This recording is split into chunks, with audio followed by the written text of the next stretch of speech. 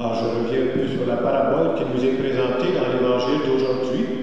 Et ensuite, je ferai le lien avec comment il faut être attentif aux besoins qui sont autour de nous, en particulier les besoins de notre Église.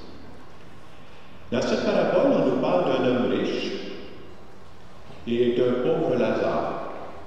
Et ce que la parabole veut nous montrer assez clairement, c'est que l'homme riche ne voit pas le pauvre Lazare. Ou en tout cas, on pourrait dire, il ne veut pas le voir. Et pourtant, la parabole dit où est-ce qu'il est, le pauvre Lazare? On dit qu'il est couché devant sa porte. Il ne peut pas le manquer. Il est juste devant lui, là, et pourtant, il fait semblant de ne pas le voir. Vous savez, c'est une histoire, hein, c'est une parabole. On veut nous montrer, est-ce que le riche a été méchant envers le pauvre Lazare? Pas du tout. Est-ce que le riche lui a dit des paroles blessantes au pauvre Lazare? Pas du tout. Qu'est-ce qu'on veut nous montrer à travers cette parabole?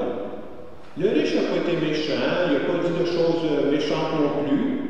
On veut juste nous montrer que le riche, il est indifférent à ce qui se passe autour de lui.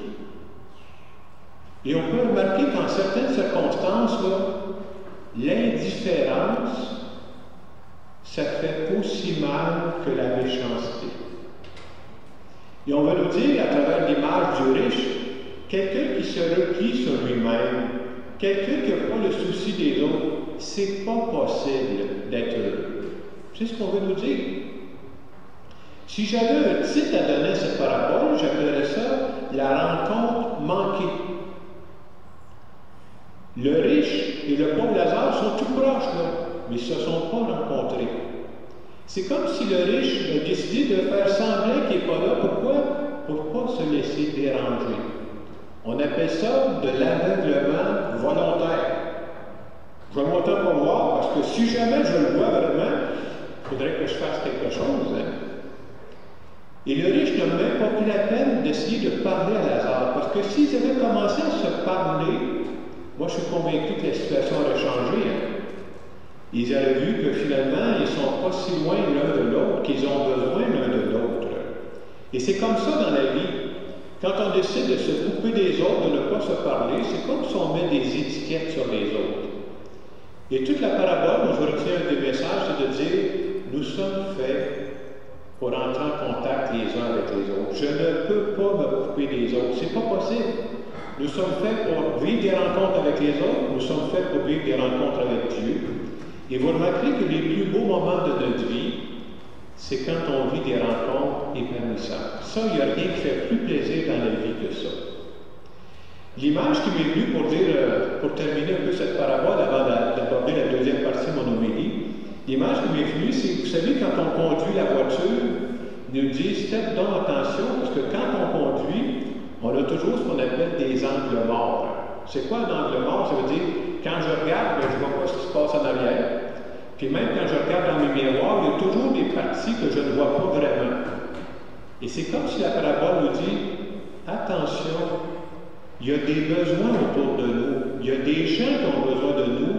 Et c'est très facile que ça tombe dans nos angles morts, qu'on ne les voit pas. Alors que la parole de Dieu nous invite à être sensibles aux besoins qui sont autour de nous.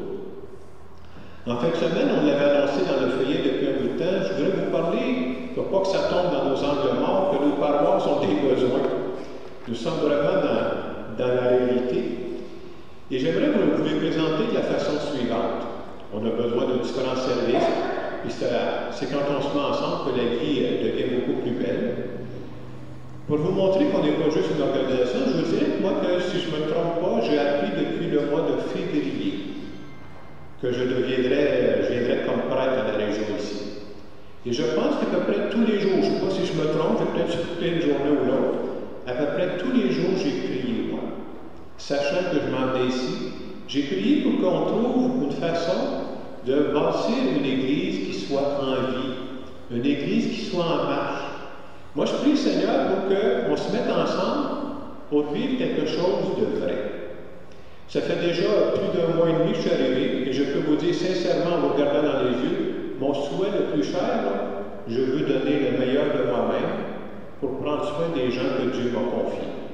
Et ce que je dis pour moi, que je travaille en équipe, je ne suis pas tout seul, là, je dirais la même chose de Pierre Claver qui est avec moi. Je dirais qu'il y a Michel Lebrun qui est diacre dans notre paroisse aussi. On a 2 chargés de pastoral. Il y a Martine Ravon qui va nous parler tantôt. Puis il y a aussi Viviana qui va venir, je pense, plutôt nous parler la semaine prochaine. Et notre but vraiment, c'est de bâtir de la vie dans nos communautés.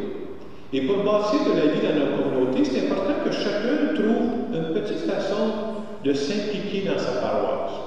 L'expérience que j'ai eue au cours des années, c'est que quand on donne du temps à sa paroisse, on s'attache à sa paroisse.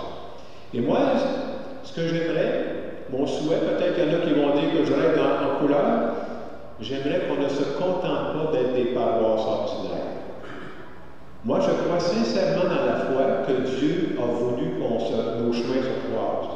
Dieu a voulu qu'on bâtisse quelque chose pour l'Église d'aujourd'hui en 2022.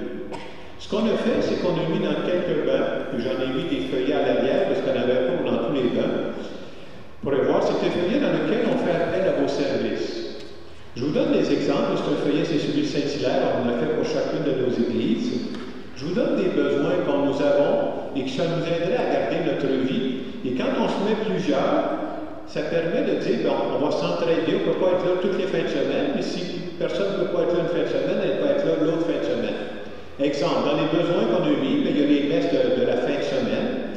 Alors ici, à Saint-Hilaire, il y a une messe le samedi à 17h, puis il y en a une le dimanche matin à 9h. Dans chacune de ces messes-là, on a besoin de quelqu'un qui ferait des lectures. Et vous savez, si on est quelqu'un peut dire, moi, je ne suis pas libre tous les samedis soirs, je comprends très bien ça, mais si on a votre nom, ça nous permet de dire, si toi, tu ne peux pas tel samedi soir, un autre pourra, on fera des listes, on peut s'échanger ça entre nous. Ça permet de respecter nos disponibilités. On a besoin de gens pour servir la messe. Alors, c'est des choses sur le feuillet qu'on peut voir. Je vous donne d'autres exemples. On a des messes sur semaine aussi, même chose. Quand on fait la messe sur semaine, ici, il y a la messe le lundi matin et le mercredi matin. Ça prend quelqu'un pour faire la lecture, ça prend quelqu'un pour servir la messe. Parmi les célébrations qu'on donne, on a des funérailles. Et quand on fait des funérailles, vous savez, on rencontre des familles qui vivent une période difficile de leur vie. On vient faire des funérailles, qu'il y ait quelqu'un pour faire la lecture, qu'il y ait quelqu'un pour servir. Ce sont toutes des choses qui nous seraient utiles dans la paroisse.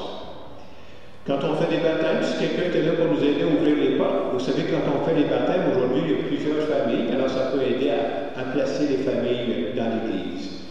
Et sur la deuxième page, on a mis des besoins dont on aurait pour les fêtes paroissiales, les messes spéciales. Il y a une équipe qui prépare ça, on pourrait se mettre ensemble pour préparer ça.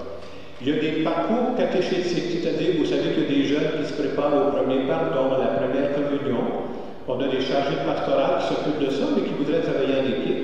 Et aujourd'hui, justement, il y a Martine qui est ici, je vais l'inviter à se présenter. Alors, c'est Martine Ravon. Elle travaille du côté de Saint-Hilaire et du côté de Belleuil. Elle va juste nous dire un petit mot pour montrer qu'elle aussi, elle voudrait avoir de l'aide.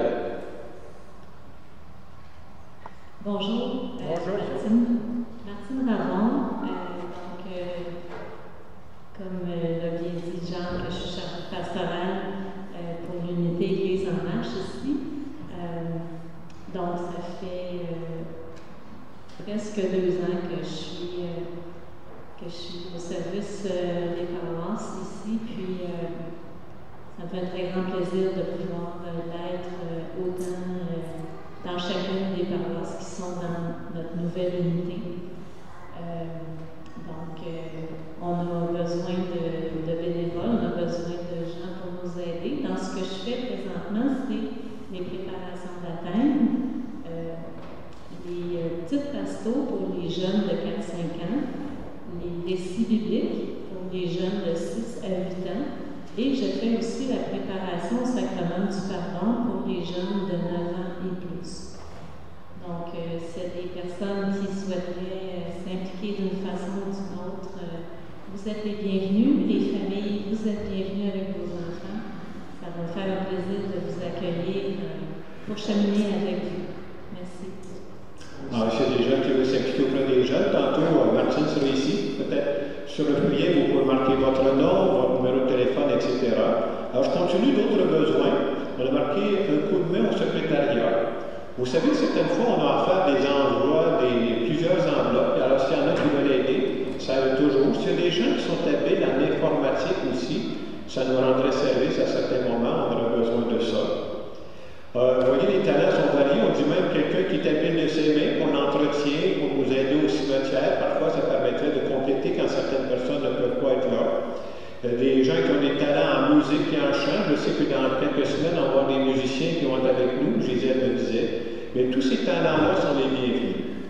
Alors, moi, je vous dis, comme je le disais tantôt, là, moi, j'arrive ici, j'ai vraiment le goût de donner le meilleur de moi-même, mais je sais qu'une paroisse, avec un curé tout seul, ça ne marche pas. Là. Ça prend des gens. Je vous invite à regarder quel est le petit service que vous pourriez rendre. Est-ce que vous seriez prêt à faire la lecture une fois de temps en temps, à servir aux différents services qu'on a marqués sur le feuillet? Et s'il n'y en a pas dans votre banc, il y a des feuillets à l'arrière de l'église. Je vous invite à remplir le feuillet. On vous demande votre nom, votre numéro de téléphone. Et ça nous rappelle que si chacun fait sa part, notre église est en vie. Et moi, je tiens beaucoup à ce qu'on garde de la vie dans nos communautés. Alors, en terminant cette homélie, j'aimerais tout simplement faire une prière pour demander à Dieu, justement, qui passe à travers nous pour bâtir cette Église-là ensemble.